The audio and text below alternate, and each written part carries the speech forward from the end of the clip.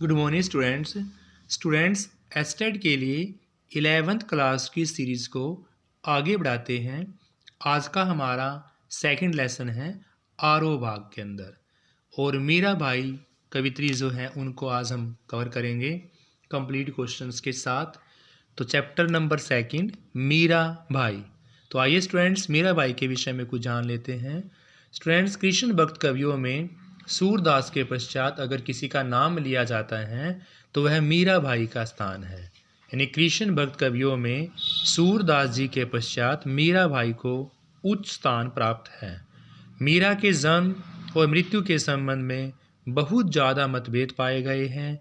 उनका जन्म 1498 ईस्वी में कुड़की मारवाड़ में, मृत्यु 1546 ईस्वी में। देखो बात करते हैं 1498 में जन्म और 1546 में मृत्यु। यानी कृष्ण भक्त कवियों में सूरदास जी के बाद श्रेष्ठ स्थान रखने वाली कवित्री का नाम है मीराबाई। मीरा के जन्म की बात करें 1498 ईस्वी कुड़की मारवाड़ में, मृत्यु 1546 ईस्वी में होती है। स्टूडेंट्स मीरा राठौड़ रतन सिंह की इकलौती पुत्री थी। बाल्यकाल में ही इनका ध्यान कृष्ण भक्ति की ओर लग गया था। इनका विवाह महाराणा सांगा के कुंवर भोज राजा से हुआ, पर दुर्भाग्यवश 8-10 वर्षों के उपरांत ही इनके पति की मृत्यु हो जाती है। विधवा मीरा का मन राजघरानों की चहल पहल में ना रम सका। इनका मन कृष्ण भक्ति में लगता था, राजकाज में नहीं लगा। फलस्वरूप वह मंदिरों में जाकर संतों साधुओं की संगति में रहने लगी। मीरा ने कृष्ण को ही अपना पति माना। किनको पति माना? मीरा भाई ने कृष्ण को ही अपना पति माना। उन्हीं के विरह में अपने पदों को गाने लगी।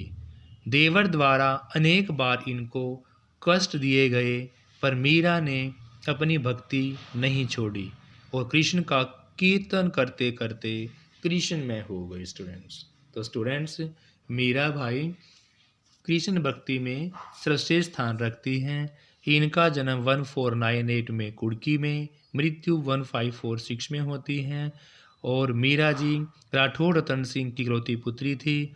महाराणा सांगा के कुंवर भोजराज से इनका विवाह होता है। 8-10 वर्षों में विधवा हो जाती हैं और फिर यह मंदिरों में कृष्ण भक्ति में अपना समय व्यतीत करने लग जाती हैं।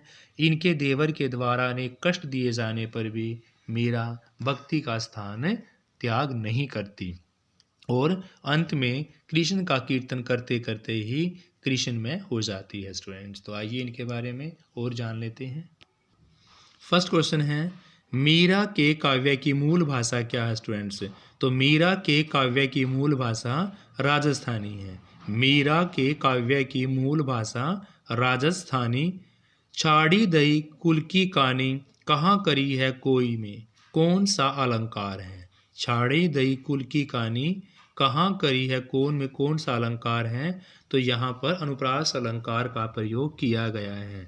कवित्री ने प्रेम बेल किस जल से सींच कर बोई है?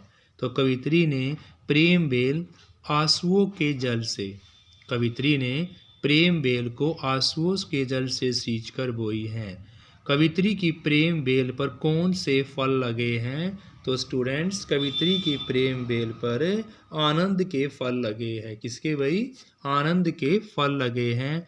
कहाँ करिए कोई का आशय का है, कहाँ करिए कोई में किसी की परवाह ना करना। इनका मतलब है यहाँ पर किसी की परवाह करने से समझ है। नेक्स्ट है भाई दधी मथी घृतकाढ़ी लियो। दधी मथी घृतकाढ़ी लियो से क्या आशय है? सार तत्व ग्रहण करना। दधी मथी घृतकाढ़ी लियो में आशय है सार को ग्रहण करना, सार तत्व ग्रहण करना। जगत देखी रोई का क्या भाव है? स्टूडेंट्स तो जगत देखी रोई का भाव है संसार में प्राणियों को मोह माया में लिप्त देखकर दुखी होना। संसार में प्राणियों को मोह माया के बंधन में लिप्त होकर देखकर दुखी होना। मीरा किसके सामने नाचती है? तो मीरा श्री कृष्ण की मूर्ति के सामने नाचती है। किसके सामने? श्री कृष्ण जी की मूर्ति के सामने। मीरा का जन्म किस सन में होता है? तो मीरा का जन्म 1498 में। कब होता है भाई? 1498 ईस्वी में होता है। मीरा की मृत्यु की बात करते हैं तो 1546 में। 1546 में इनकी मृत्यु होती है स्टूडेंट्स। मीरा का जन्म किस गांव में हुआ था? तो मीरा का जन्म कुड़की गांव में हुआ था। 1498 में जन्म, 1546 में मृत्यु। गांव की बात करते हैं तो कुड़की। मीरा किसकी भक्ति? तो सभी को पता है मीरा सूरदास जी के बाद कृष्ण भक्ति में मीरा जी का नाम ही लिया जाता है, तो श्री कृष्ण की अन्य भक्ति। लोग मीरा को क्या कहते हैं भाई? लोग मीरा को बावरी कहते हैं।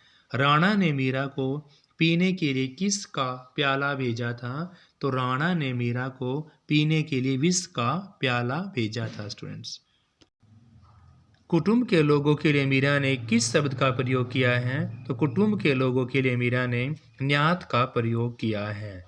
कॉलम को मैच करना है। मीरा का जन्म स्थान मैंने अभी बताया था आपको, कुड़की में हुआ। मीरा भक्त किनकी थी? श्री कृष्ण जी की थी। और कुटुंब के लिए शब्द का मतलब क्या है स्टूडेंट्स? कुटुंब के लिए न्यात का प्रयोग किया गया है। तो स्टूडेंट्स ये लेसन भी हमारा कंप्लीट होता है। Thank you students, have a nice day. Please like share class.